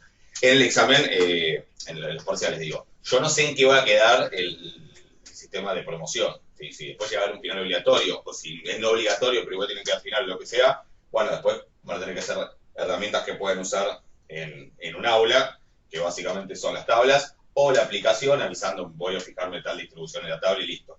En la aplicación y listo. Sí, o sea que pueden usar también la aplicación del celu. Usen lo que les resulte cómodo. ¿Sí? Yo básicamente lo que pasó es que, o sea, tengo tablas bajadas de internet, pero nunca tuve una tabla en papel. Cuando cursé estadística 1, medio que colgué en comprar la tabla, y entonces fui a la biblioteca de la sede de allá de San Isidro y saqué una, la usé para el parcial, me fue muy bien, entonces medio que fue un poco de cábala y un poco de fiaca, como que dije, bueno, para el segundo parcial saco con tiempo de vuelta a la tabla, y bueno, así pasó que nunca me terminé comprando ni las tablas de Kraus ni nada por el estilo. Pero bueno, así que nunca tuve, sí. En casa de herrero, cuchillo de palo, pero pueden usar las tablas o la aplicación o lo que quieran. Claro, sí, yo preguntaba porque por ahí da distinto, porque las tablas están aproximadas. Pero van a ser aproximaciones mínimas, o sea, no se preocupen por ese detalle. Esa tabla, y hay que ir a la sede de San Isidro, yo me imagino que se debe deshacer. ¿No? Que esto fue en 2002, así que imagínate. Así que esa tabla no sé si existirá todavía. Pero bueno, llamen a la sede de San Isidro y pregunten. Hay una tabla de distribuciones que ya estaba en 2002. Debe tener mi nombre, que la saqué y eso, sí que fíjense. Entonces, pueden usar lo que quieran, ¿sí? Yo acá estoy usando R porque es lo que tengo más cómodo y porque no tengo la tabla en papel. Pero bueno, igual, a ver, ¿cuál es la realidad? Hoy en día las tablas de las distribuciones un poco les está pasando lo que hace unas cuantas décadas le pasó, por ejemplo, a las tablas de logaritmos y funciones trigonométricas. No sé si alguna vez vieron una. ¿Bueno, se usaron con la tabla de logaritmos? Yo sé que acá en la biblioteca de acá de mi casa... Ah, sí, yo usé tabla de logaritmo en análisis. Digamos, Sí, me hicieron comprarla. ¿se hicieron comprar una, en serio? Bueno, Sí, debe ser son para que enormes. Sí. entienda, pero básicamente es cuando no hay calculadora científica, entonces uno quería saber cuánto es el logaritmo natural de... Bueno, el logaritmo natural de 15 seguramente había que hacer un cambio, buscar el de 0,15 y después hacer una conversión y usar propiedades de logaritmos. Sí, buscarlo, sí. Eso te lo han enseñado. Creo que te lo han hecho más que nada para que te familiarices con las propiedades, pero bueno, raro igual. O si yo no sé cuánto es el seno de 3,8 grados, y bueno, tengo una tabla donde podía buscar el seno de 3,8 grados. ¿Sí? Se hace, o sea, esto es lo mismo. Básicamente, ¿qué es? Esto es una función, que no es una función, no es un polinomio, no es algo que uno puede hacer las cuentas porque no son sumas, restas, multiplicaciones y divisiones. Y bueno, entonces los valores de la función sí se pueden aproximar, básicamente se hace usando polinomios de Taylor. Alienes se tomaron hace muchos años el trabajo de hacer un montón de cuentas infumables para tratar de tener valores aproximados de esta función. Y entonces lo pusieron en una tabla para que cualquiera pueda consultarlos. De eso se trata. Pero esencialmente no es diferente de una tabla de logaritmos, una tabla de funciones trigonométricas o de la exponencial o lo que sea. Solo que obviamente con mayor disponibilidad tecnológica, medio que van perdiendo un poco de sentido. ¿Sí? Porque hoy en día en Excel, en R, en las aplicaciones del celu, cualquier lado, este número es fácil de encontrar. ¿Okay? Pero no es esencialmente distinto a una tabla de logaritmos.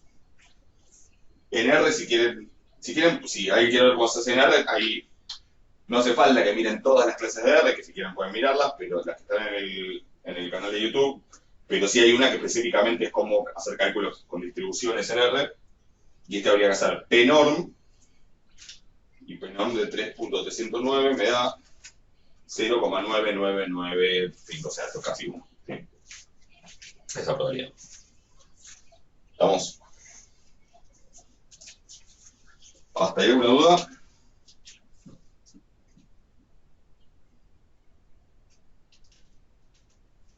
Vamos con el B.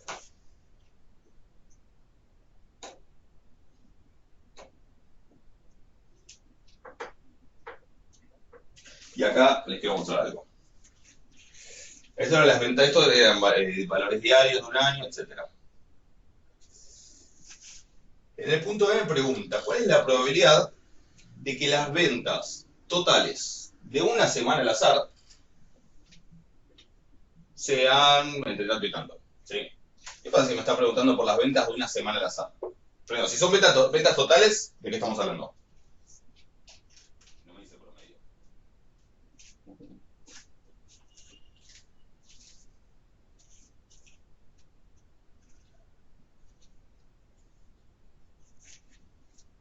Ventas totales de una semana. Son las ventas del lunes. Las ventas de 7 días. Claro. Pero es la suma, ¿no? O sea, es la venta del lunes más la del martes más la del miércoles, es una suma. Esa es la diferencia, es una sumatoria. Obvio que no tiene por qué ser justo la primera semana, no tiene por qué ser de X1 a X7. Pero como igual es lo mismo, elija la semana que elija, voy a hacer la cuenta como desde 1 hasta 7.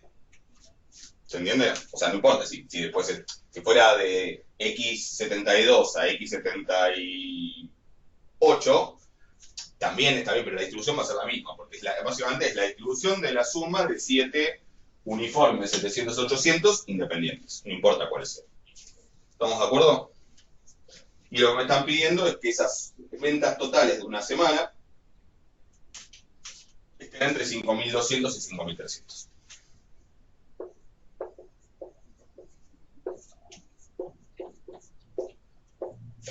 Para terminar las cuentas, hagamos de cuenta que puedo aplicar el teorema central del límite y ahora charlamos de si se puede o no y por qué. Pero olvídense de eso por un minuto. Vamos, eso no quiero borrar. Esperanza de XY, 750. La varianza es 100 al cuadrado sobre 12 y el desvío 7. Esa suma, voy a llamarle S a esto para abreviar un poquito. Esa suma, ese 7. ¿Sí? ¿Qué esperanza tiene? ¿750?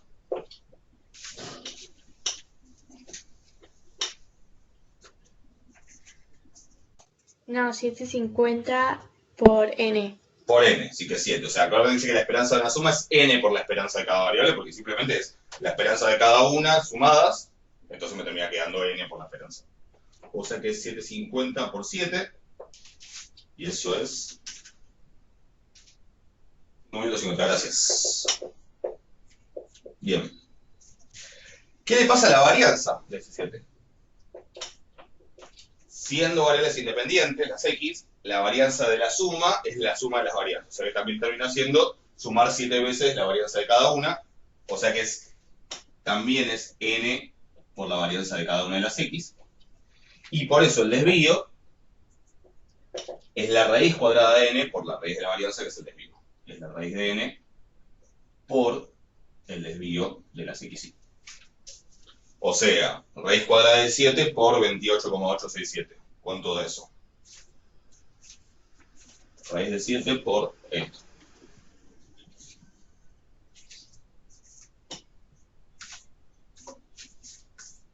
¿Se lo tiene?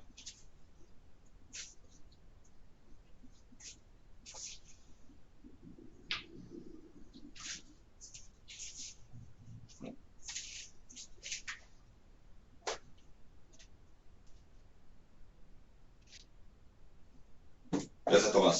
76,376, ok, tiene sentido.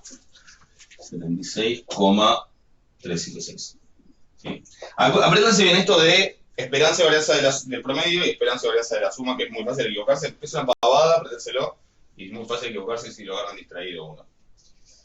Entonces, esa suma de 7 variables tiene esperanza 5.250 y fíjense que entonces estamos como medio en el medio. Está bien lo que me está preguntando, y desvío esto. Entonces voy a estandarizar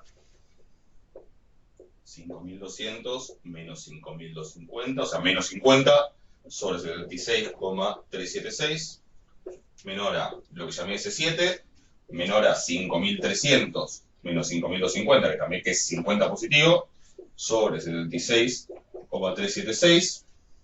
50 sobre esto, ¿cuánto da? 50 sobre 7, 76, etc.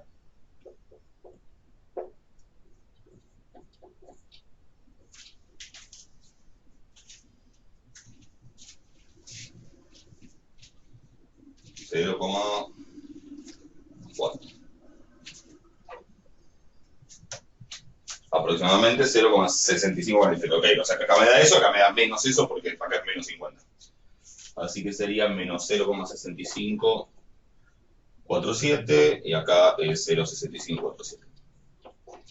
Si valiera, si tuviera sentido aplicar el teorema central del límite, yo puedo aproximar esto como la probabilidad de que una normal estándar, esto no es S7, esto sería S7 pero estandarizado, sabemos que es Z, de que una normal estándar caiga entre este valor y este, o sea que sería F de esto menos F de esto. Perdón, o sea, o phi de eso menos phi de eso. De menos, eso. Y que también en realidad como esto, bueno, con esto termina siendo 2 por phi de esto menos 1. Si quieren hagan la cuenta, que no en algún lado aparece después. Cuando es simétrica la cosa termina siendo 2 por este menos 1. Por hacer esa cuenta puede ser más rápido, pero si quieren hacen uno y el otro y restan el mismo. De 0,6547 menos 1. Me da toda la cuenta de 0,4873 aproximadamente.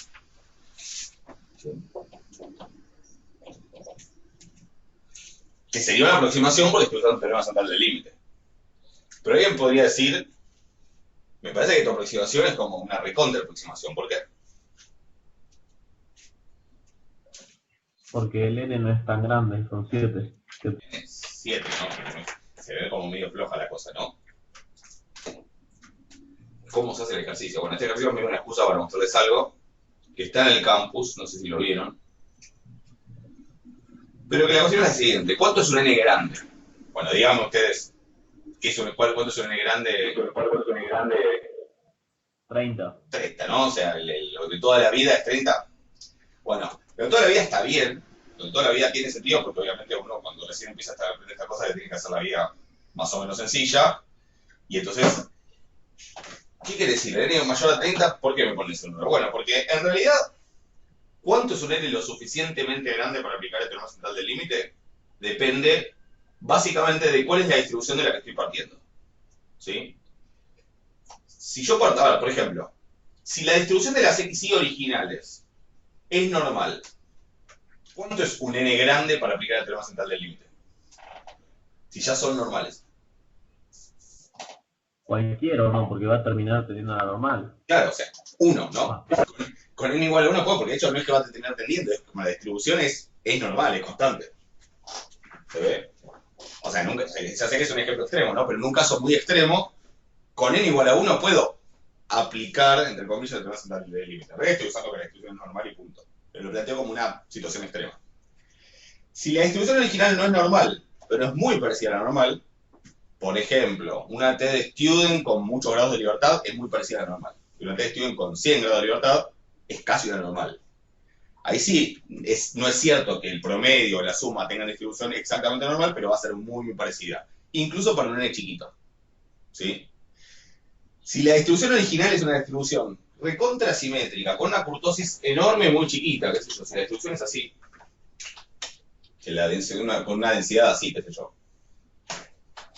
¿Sí? Podría ser, por ejemplo, una beta con alfa más chico que 1 y el beta mayor a 1, una cosa por el estilo.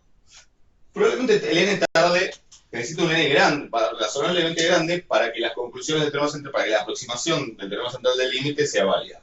Incluso se puede hacer una beta o una distribución, no importa, no tiene por qué ser una beta, una distribución tan asimétrica y con una kurtosis tan extrema que ni siquiera el n igual a 30 funciona bien. ¿Sí? Que recién funciona bien a partir de un n más grande que 30. Entonces, ¿por qué le dicen n mayor a 30 en estadística? Bueno, porque primero porque hay algo que hacer, ¿no? Hay una regla que poner. Segundo, porque para la mayoría de los casos prácticos uno no se encuentra con distribuciones tan extremadamente distintas de la normal y por lo tanto en los casos prácticos el n mayor a 30 como que va a funcionar razonablemente bien para cualquier situación que se encuentre. ¿Ok? Pero es verdad que la distribución podría ser tan extremadamente distinta de la normal que el n igual a 30 no funcione. Y también es verdad que la distribución de las x puede ser tal que en realidad no haga falta 30, que con mucho menos estemos bien. ¿Sí? Y se los quería mostrar como ejemplo, porque siempre lo muestro porque está bueno para tener una idea y además para conocerlo. Eso es un poco lo que le pasa al uniforme. ¿Sí? Que es la que tenemos en este ejercicio. O sea, por eso está para verlo. Hay una, no sé si lo mencioné en la teórica, pero hay en el campus una tablita que ahora les voy a mostrar, que se llama, que dice distribución de Irwin-Hall. La distribución de Irwin-Hall es la distribución del promedio de uniformes 0,1. ¿Sí? Es decir, si yo tengo, pero después las conclusiones valen para cualquier uniforme. ¿Sí? Si yo tengo que mis XY son uniformes 0,1, la distribución de Irwin-Hall n igual a 1 es simplemente x1. La distribución de Irwin-Hall con n igual a 2 es x1 más x2 dividido 2. La de Irwin-Hall con n igual a 3 es esto y así. ¿Ok? Fíjense que por cómo está definida, por ejemplo, x1 más x2 sobre 2, ¿entre cuánto y cuánto va a estar? Si la x1 y la x2 están entre 0 y 1.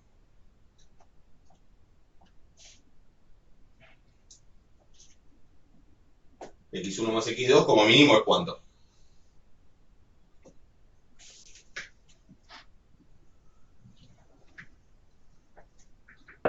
Un medio. Un medio en realidad va a ser como el promedio. Pero en realidad el mínimo es 0, porque podrían ser las dos 0. O casi 0. O sea, 0 más 0 dividido 2. ¿Y el máximo cuánto podría dar? O cerca de cuánto. 1. De 1, ¿no? O sea, de 1 más 1 dividido 2. ¿Ok? Lo mismo acá. Mínimo 0 más 0 más 0 dividido 3, máximo 1 más 1 más 1 dividido 3. O sea que todas estas están entre 0 y 1. ¿Entendido? O sea, son todas distribuciones que quedan entre 0 y 1. Hay otra versión que sin dividir por el n, que ahora no me acuerdo el nombre, pero que es lo mismo, pero el soporte en vez de ir de 0 a 1 va a ir de 0 a n. ¿Sí? Pero es lo mismo cambiado. Yo tomé esta porque es más cómodo verlo siempre de 0 a 1. Entonces, son todas variables aleatorias continuas, cuyos soportes están entre 2, 0, 1, y uno puede decir, bueno, ¿son uniformes? Y la respuesta es no, para nada. ¿Sí? Veamos cómo son y veamos qué tan distintas son respecto a la normal. A ver, déjame que les comparto.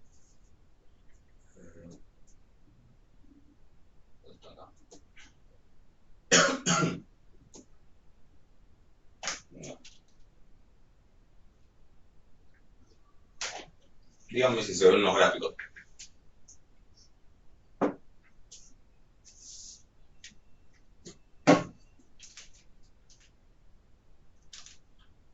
¿Se ve un gráfico? Sí. Bueno, bien. ¿Qué tenemos ahí? En azul o celeste está la función de densidad de un uniforme 0,1, o sea, de lo que sería la distribución de Irwin-Hall con n igual a 1, que es simplemente un uniforme 0,1, porque es x1 y la x1 es uniforme 0,1. Entonces, fíjense, en azul tengo para los menores a 0, 0, de 0 hasta 1 vale 1, la densidad, y de 1 en adelante vale 0 de vuelta. ¿Estamos de acuerdo? O sea, esto sería la distribución de Irwin-Hall con n igual a 1, que sería simplemente el uniforme 0,1. Esto del gráfico, el grafiquito, el PDF este está en el campus, y después lo quieren mirar. Está subido al campus. ¿Qué hay en rojo? Bueno, la densidad de una normal, no una normal 0,1, sino una normal con la misma esperanza y la misma varianza que el uniforme 0,1 que tengo acá. Es decir, con esperanza 1 medio y varianza 1 sobre 12, básicamente. O sea, desvío raíz de 1 sobre 12. ¿Se entiende? Bueno, obviamente no tienen nada que ver, porque una es una normal, la otra es un uniforme 0,1. ¿Estamos de acuerdo? Ahora, ¿qué pasa cuando hago el promedio de dos uniformes 0,1? Es decir, cuando tengo la distribución de Irwin-Hall con n igual a 2. Bueno, esa cuenta se puede hacer, no la vamos a hacer, pero se puede, no es imposible, ¿sí? Y se puede probar que la función de densidad de la Irwin-Hall con n igual a 2, o sea, del promedio de dos normales, de dos uniformes 0,1, termina dando, bueno, este gráfico que figura ahí en celeste. Esa especie de lo que se llama una distribución triangular. ¿Sí? Dijimos, el soporte también igual va a ser de 0 a 1, porque es el promedio de dos uniformes 0 a 1, o sea que antes del 0 da 0 la densidad, y después del 1 también da 0. Ah, no, perdón, les estoy mintiendo. El Irwin-Hall es la que es sin dividir por n. ¿Sí? O sea que acá en realidad no estoy dividiendo por n, esa es la Irwin-Hall. Hay otra que es la que es dividido por n, la que son los promedios, que ahora no me acuerdo el nombre, pero que es exactamente lo mismo, siempre llevado al intervalo 0,1. para los fines de lo que estamos viendo no cambian nada, ¿sí? O sea que el soporte de esta, que es la suma de dos uniformes 0,1, va a ser de 0 a 2, ¿no? Porque mínimo da 0 si las dos dan 0 y máximo da 2 si las dos dan 1. ¿Se entiende? Después la de igual 3 va a ser de 0 a 3 y así. ¿Está claro eso? Lo creo porque les dije lo contrario y no quiero que se confundan. ¿Se ve?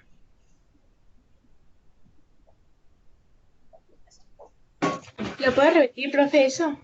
Sí, yo les dije que estas variables serán los promedios de 1xy, de 2xy, de 3xy. No son los promedios, son las sumas.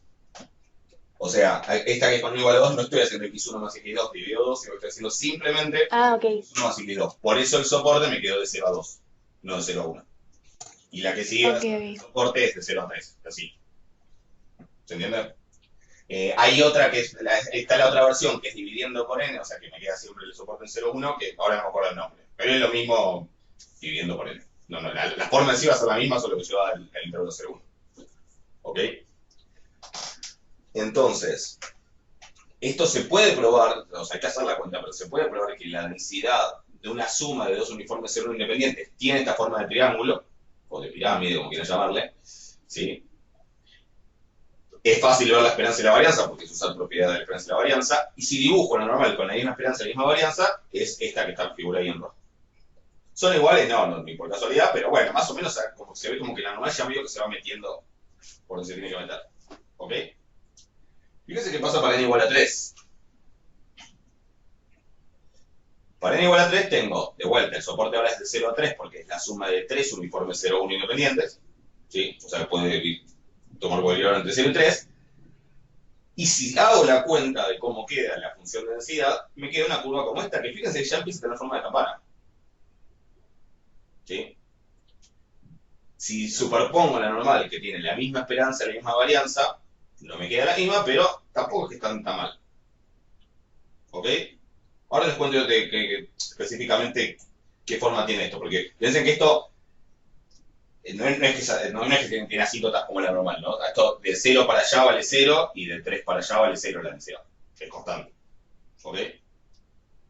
Ahora les cuento les hago un comentario sobre cómo es la forma, pero van viendo cómo, y si hago la suma de 4, uniforme 0, 1, fíjense que son bastante parecidas a una normal con la misma esperanza y la misma varianza.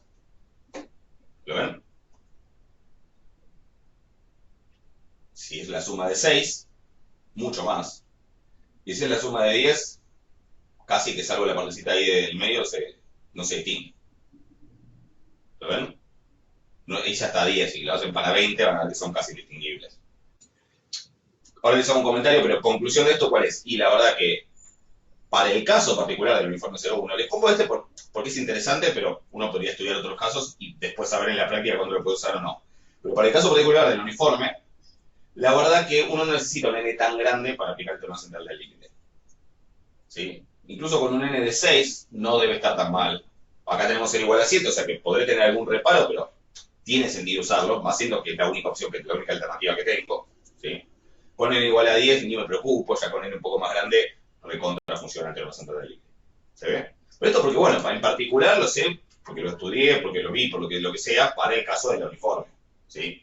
Para otras distribuciones, bueno, habrá que ver, estudiar, preguntar, googlear, a ver para qué n funciona bien. ¿Sí? Y también puede haber distribuciones para las que incluso, distribuciones muy extremas, para las que incluso un n igual a 30 no funcione bien. ¿Sí? Sigan usando la regla del n mayor a 30 como regla práctica, pero relativícenla. Y sepan que en algunos casos, por ejemplo del uniforme, con mucho menos estamos bien igual. ¿Se entiende la idea? ¿Alguna duda de eso?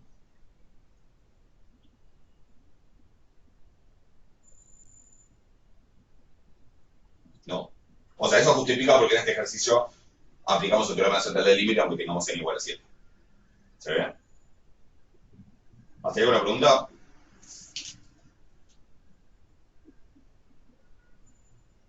No, profe, por mí no. Bueno, bien. Una curiosidad, no, esto no es que lo tengan que saber, pero se los comento porque si a alguien le interesa. Fíjense que básicamente la de n igual a 2 me quedó como una especie de una lineal y otra lineal, como una función partida, con dos partes, donde cada parte es una función lineal. ¿sí? O sea, polinomio de grado 1. Esto hay que hacer la cuenta, que me lo tienen que creer, porque no es ninguna novedad, pero ese dibujo que está ahí, en realidad es la unión de 3 arcos de parábola. Esto que viene acá, hasta ahí, es un pedazo de parábola, que obviamente del otro lado se iría para allá, ¿no? Pero bueno, antes es 0, obviamente. Porque si uno dibujara la parábola completa, vendría así y después sube. De acá hasta acá, más o menos, esto que está acá es otro arco de parábola, pero para abajo, parábola triste. Y de acá en adelante es otro arco de parábola, pero para arriba, que si bien la densidad después de 0, si uno dibujara la parábola, va para allá. ¿Se entiende lo que estoy diciendo? O sea, que la densidad de esto es como una función partida en 3, para n igual a 3 son 3, y cada una de esas 3 es una cuadrática, es decir, un polinomio de grado 2. Entonces eso se puede demostrar, digamos, me lo tienen que creer, pero se puede demostrar. La de n igual a 3, ¿qué les parece que va a ser? Que va a tener cuántas partes y qué va a ser cada una de esas partes. Pero la n igual a 4. La n igual a 3 son 3 pedazos y cada uno es una polinomio de grado 2. La n igual a 4.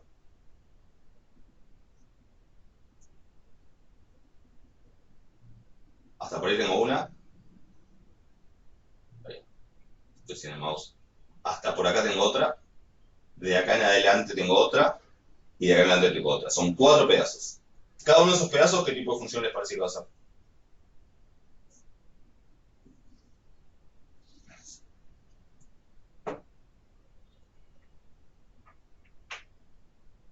Para n igual a 2 teníamos polinomio de grado 1. Para n igual a 3 tenemos polinomio de grado 2. Para n igual a 4 tendremos.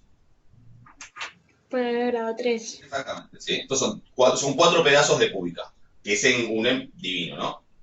De hecho, esto sería lo que se llama un spline cúbico. Si alguien en el numérico de casualidad llega a ver alguna vez esto, sería un ejemplo de lo que se llama un spline cúbico. Y eso sigue. Para n igual a 5, en realidad vamos a tener como 5 pedazos de polinomios de grado 4. ¿Sí? Y para n igual a 6, 6 pedazos de polinomios de grado 5. Así que eso obviamente no es ninguna novedad, pero si uno se las cuentas termina dando eso. ¿Sí? Así que bueno, y se terminan pero polinomios que se ajustan muy lindo, que quedan suaves, que quedan derivables, y resulta ser que esas cosas además terminan tendiendo a la normal 0,1. Bueno, porque tenemos que entender el límite, eso no es lo llamativo, que no es que tienden a la normal 0,1, sino que lo llamativo es que tan rápido tienden perdón, no a la normal 0,1, normal con cierta esperanza y varianza.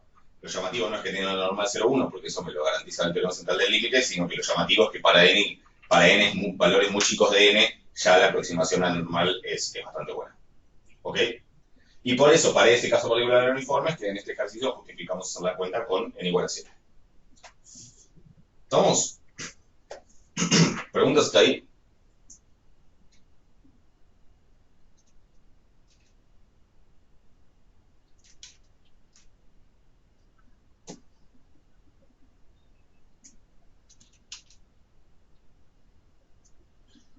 Nada, bueno. A ver.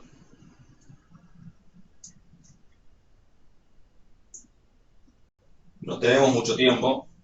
Me habían pedido el 5A y me habían pedido el 6. Y además nos falta todo, media guía después, básicamente. Así que en realidad les propongo un par de cosas. Lo primero que les propongo es agreguemos una clase práctica más, ¿sí? Para ver los temas de esta guía, porque igualmente estamos medio justos y ya me gustaría que la clase que tengamos prevista para la práctica 4 la usemos para la práctica 4. Mi propuesta es hacerla no mañana, sino el lunes, para que quienes todavía no pudieron agarrar la guía tengan tiempo de agarrarla y de ir con dudas y con preguntas. Ahora igual hacemos algo más, pero digo, ¿les parece que vamos a una clase práctica el lunes? El único detalle es, eso no cambia el cronograma. Es decir, igual tienen que ver la clase que les correspondería para el lunes y igual mantenemos los temas y eso. Digo, si les Sí, parece. profe, por mí mejor. Ok. No tienen problema. Bueno, entonces ahora quedemos en eso. Igual ahora veremos algo más. Pero la idea es, el lunes avanzamos con el resto de la guía. Mientras ustedes, bueno, vayan viendo igual las clases que siguen, así no se atrasan. Y el cronograma sigue todo igual. ¿En horario 9-11? Sí, obvio, una clase normal. O sea, como que se la superponemos a lo que figuraba en el cronograma de esa clase de práctica. El 5 rápido, sí, veamos eso, hagamos eso y ya estamos. Después el 6 y lo que sigue lo vemos el lunes. 5A. La ganancia diaria de cierto fondo de inversión sigue una distribución normal con un estándar de 300. Fíjense que acá la distribución ya es normal. O sea, la ganancia de un fondo de inversión sigue una normal. Mu, no sé, no me lo dicen. Desvío igual 300. Entonces aclaro sigma igual 300. Yo normalmente lo que pongo acá es la varianza, pero si quiero aclarar que es el desvío, simplemente pongo sigma igual a tanto y ya está. 300 pesos. Calculan el tamaño muestral mínimo que garantiza que la diferencia absoluta entre X raya y mu sea inferior a 100 con la probabilidad de... O sea que tengo que pensar como que en realidad tengo una muestra de estas, ¿sí? Lo que no sé es cuánto es n, es lo que están preguntando, el tamaño muestral mínimo, ¿sí? ¿Cuánto tiene que ser n para que la diferencia absoluta entre X raya n, ¿no? Con el n que sea, y mu, diferencia absoluta, es esto, ¿sí? Diferencia sin signo, para un lado o para el otro, que sea inferior a 100, con una probabilidad de al menos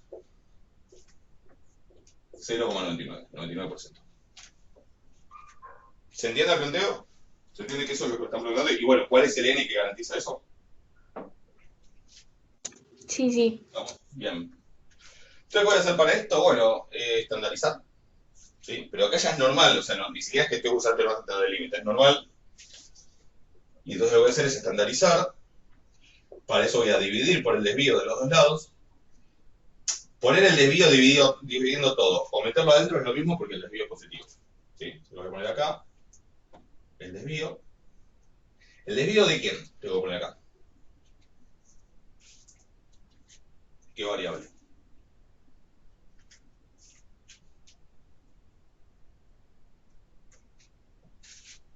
¿A qué variable la estoy estandarizando? El promedio. Del promedio, a esta estoy estandarizando, ¿sí? O sea, que acaba el desvío de X raya. ¿Sí? Eso, ¿lo ven? Eso es un detalle importante que es muy fácil, por distracción, aunque más no sea, perderse. Entonces, ¿cuánto es el desvío de X raya? Dado un cierto n.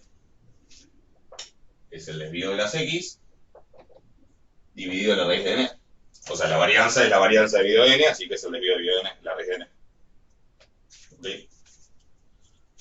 Así que en este caso sería 300 sobre la raíz de n, y ahí es donde me aparece la n en el problema. Así que justamente es la pregunta, me está preguntando cuánto es el n que me garantiza tal cosa. Quiero que eso sea menor a 100 sobre 300 sobre la raíz de n. ¿Sí? Que la probabilidad de eso sea mayor o igual a 0,99. Acá, usemos la intuición simplemente. Cuanto más grande es n, más chico es el desvío de X raya, o sea que la distribución está más pegada a mu, y por lo tanto, mayor va a ser la probabilidad de que sea menor a cierto valor. ¿Sí? O sea, cuanto mayor es n, más chica es el desvío de X raya, y mayor es la probabilidad de que esto sea menor a 100, esa diferencia. ¿Ok? Por eso en realidad alcanza con encontrar el n, toma un n que dé 0,99 o que dé un poquito más de 0,99 y ese va a ser el mínimo. Para valores más grandes de n, eso va a dar más todavía. ¿Ok? Y la manera de hacer esto es la siguiente. Esto es como una, podemos llamarle z, es decir que es una normal estándar. En este caso es una normal estándar, no que se le aproxima, porque las x ya son normales. Así que es normal estándar la distribución de esa variable. Y yo quiero la probabilidad de que una normal estándar sea menor a esto. ¿Sí? O sea, quiero la probabilidad de que una normal estándar sea en módulo menor a 100 sobre 300 por raíz de n. Si lo doy vuelta, sería raíz de n sobre 3. ¿Ok? Y entonces, tratemos de ver cuándo eso es 0,99 exacto. Primero, acá tengo un módulo de una normal estándar, es decir, centrada en 0, menor a algo.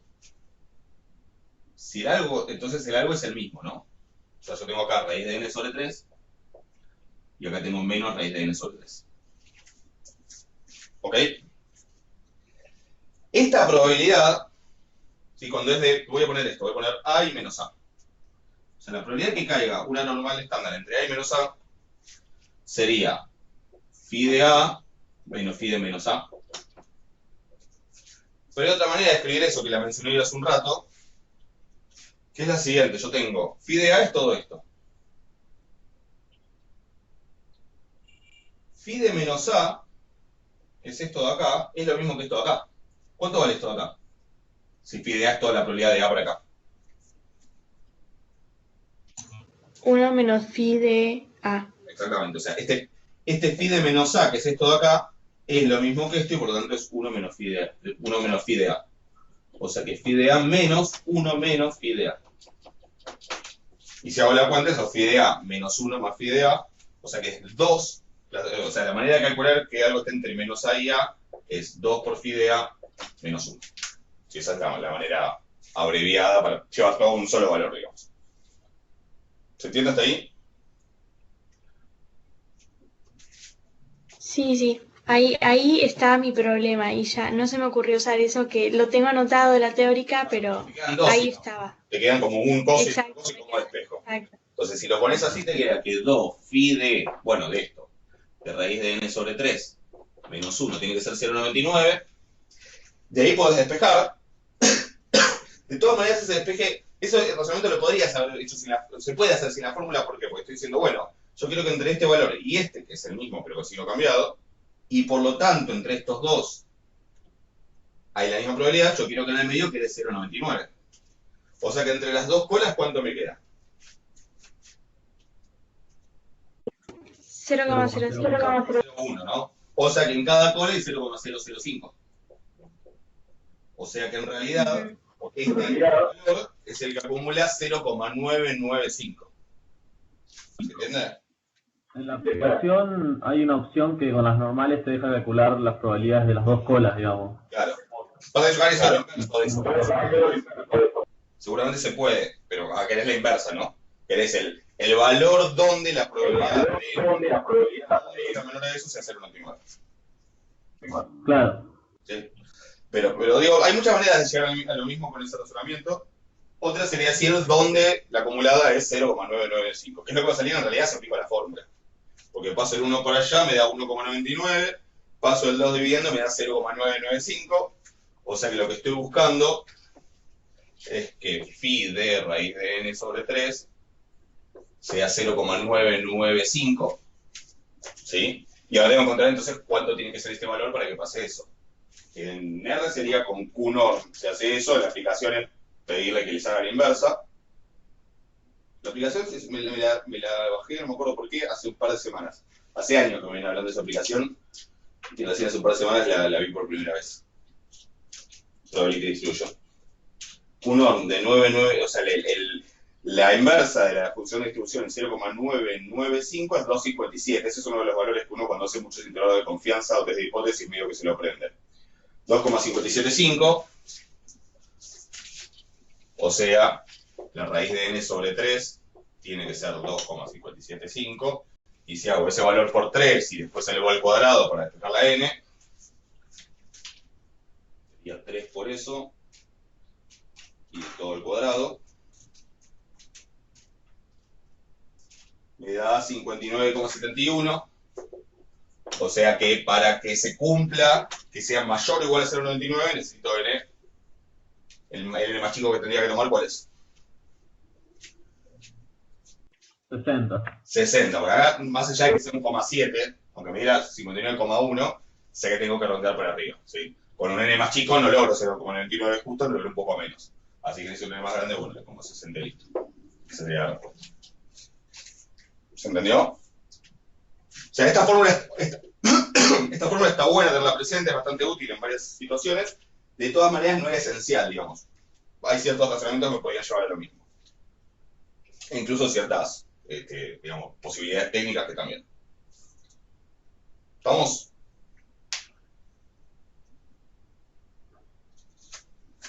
¿Alguna pregunta a esto? Sí, profe, listo, gracias. Bueno, igual voy a abrir el calendario y anotarme la clase. Lunes 18. Entonces, lunes 18, de 9 a 11, hacemos, seguimos con consultas y con ejercicios de la práctica 3. Mientras tanto, igual ustedes tienen que avanzar con todo, porque cronograma igual. Después el miércoles tenemos dudas y consultas de la práctica 4, o sea que avancen con las teóricas, ¿sí? Después, igual antes del examen, creo que teníamos previstas, pero si no, obviamente vamos a tener clases de repaso. Tenemos previsto...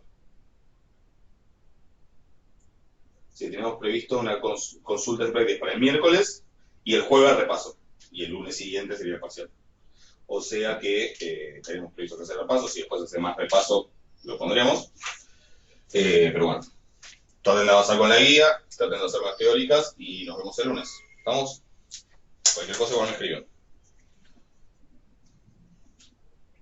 Gracias, profe. Bueno, de nada, después les subo la clase.